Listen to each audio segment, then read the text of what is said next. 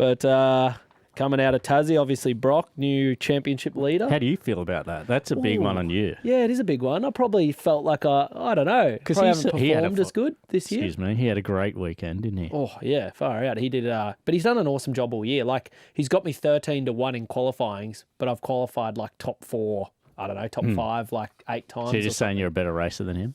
No, not saying that. So do you already like swap the numbers and the garage position for the next round straight up? So what, we just put 1 on his car Yeah, now? like does that happen at T8 or?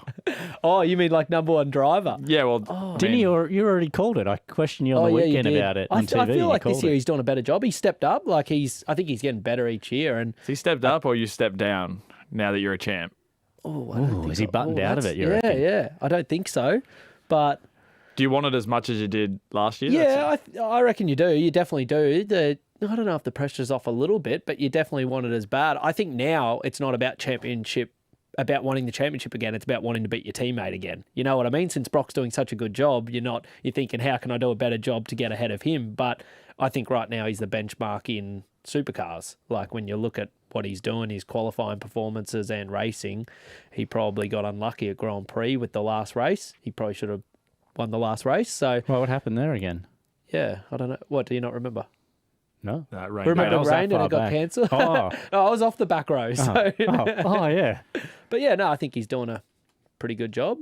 It's what do you reckon is in qualifying? Because he can pull it out, can't he? I don't know. He's a bit like, he doesn't make a mistake. You know what I mean? Like sometimes I'll just pinch a front somewhere or make a little mistake and you're like, oh, my lap was as good until there. So he's just not making mistakes and he's doing a really good job. He comes across as being like ultra like focused and like he'd be the guy sitting there jotting down notes and yeah. He seems super I'd rather structured. like Chaz as my teammate that you're not questioning how much you're doing. You know what I mean? I see him with his sheets and his clippets and all that, and I'm like, sorry. I'm like, what do I have to do that? Like, I don't even know how to screenshot a clippet. Yeah. So, but he's doing a good job. So it's good. Makes you lift to the next level. So do you guys run the cars pretty similar, or do you start the weekend similar and then venture off, or do you? I feel like JJ was very big on making them the exact same, and then maybe Talpo, when we felt like we weren't as close, like we weren't where we needed to be, we ventured off to try find something, and I feel like they found a positive on Sunday. He drove through from the back, and then we adapted that going into Tassie. We weren't sure if it'd work, and we came out really strong. Like, I qualified 4th. The pit stop thing hurt us. We went from 2nd, finished 5th, so it would have been probably a 1-2 there. And then Sunday was, pole, and Brock was good as well. So I felt like we made another step forward this year. But it's so competitive this year. I don't know what you guys think, but I don't think I've ever seen the category like this, watching it all, racing in it. Like everyone, it's so hard to pass at Tasmania because everyone's got the same stuff. Like everyone turns... Especially driving a Ford. Yeah.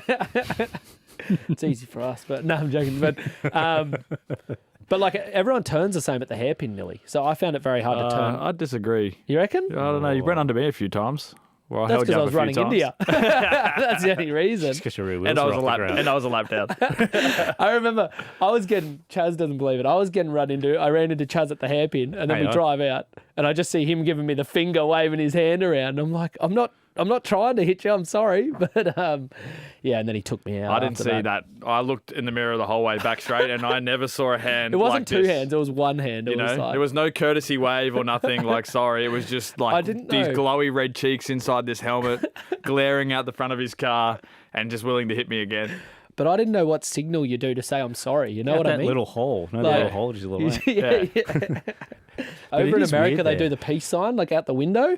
When I punted someone off over there accidentally, and he was starting behind me in the restart, my spotter's like, give him the peace sign out the window. He'll know you're sorry. And I'm like, I didn't know you'd do that. So yeah. That's actually, he was really saying, you're going to chop him when the restart comes. So he's just got red mist. So did you get punted by Chaz as well on the weekend? Yeah. Really? Yeah. There's maybe only 3-4 cars in the field that probably didn't get punted by me. How many penalties did you get? Just one, 2. I got 5 seconds for Will. Oh, It that was must have been better. Oh, no, yeah. you got 15. But I from had me. the whole mentality with that one is like, Beto said, you know, what you're giving out there, give it back. So I had it 20 times small from Will, so I just gave him one decent one back. And I knew. Apparently I wasn't hit on. you a couple of times, and then I was coming into turn one, and I could see Chaz's eyes in my rear view, and I wasn't even looking at the corner. I was looking in my rear view, and then I just got absolutely smashed. Oh, so it was in one. It wasn't even at the hairpin. Yeah, and it wasn't even like it. So you couldn't even blind the I didn't do it in Constantino. a dangerous spot. Just gave him a little bit of room for error, but then I missed a few gears running up to the hairpin after that because I was laughing so hard at my helmet. I was like, if I get back to him, then I got back to him, and I didn't even punt him. I think you were back to me in 2 quarters. Yeah, that's right. Oh, yeah. It is weird there, like especially in the start of the race, like when you especially if you're not in the front, it's fine. You just pick your braking marker and brake, but because of the concertina, you end up like because you're already picking. It's not like you can brake more when they pull up harder than your car, and you're just like that last little bit of the stop. I feel like everyone just, even if the pass isn't on, like you used to get down to the hairpin and there'd be some concertina, but it's like now everyone's like, yeah, I'm allowed to hit a bit. Yeah. So just it's like, do, like everyone just hits you. But how's everyone as well just turning in like super shallow and early to stop the chopping, and you end up like.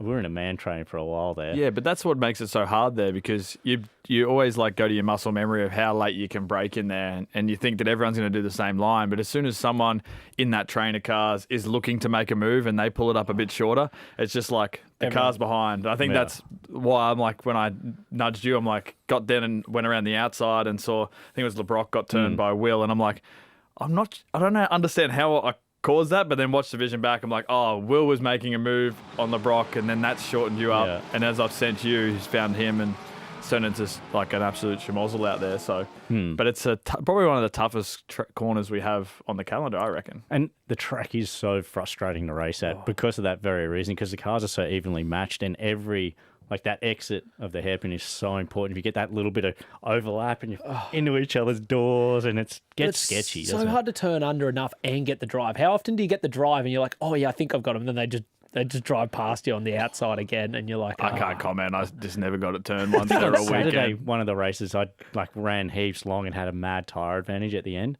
So you feel like Ayrton Senna coming back through the I field, heard just like it. turn underneath people and gas it up, not even touching them, just like see champ. It was so good. I did hear it. I was like, they're like, oh, James Courtney's coming through the pack, and I'm like, wow, yeah. look at this, look at him go. I think I was in 6th or something, and I'm like, Is he he's a lap coming. down? Yeah.